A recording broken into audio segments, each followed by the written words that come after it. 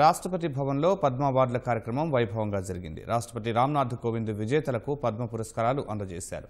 ప్రముఖ జానపద గాయనీమణి తేజాబాయిను పద్మ విభూషణ్ పురస్కారంతో రాష్ట్రపతి సత్కరించారు. పద్మభూషణ్ అవార్డు అందుకున్న వారిలో ఇస్రో శాస్త్రవేత్త నంబి నారాయణన్, ప్రముఖ వ్యాపారవేత్త మహాధర్మపాల్ గులాటీ, పర్వతారోహకురాలు బిచేంద్రపాల్ ఉన్నారు.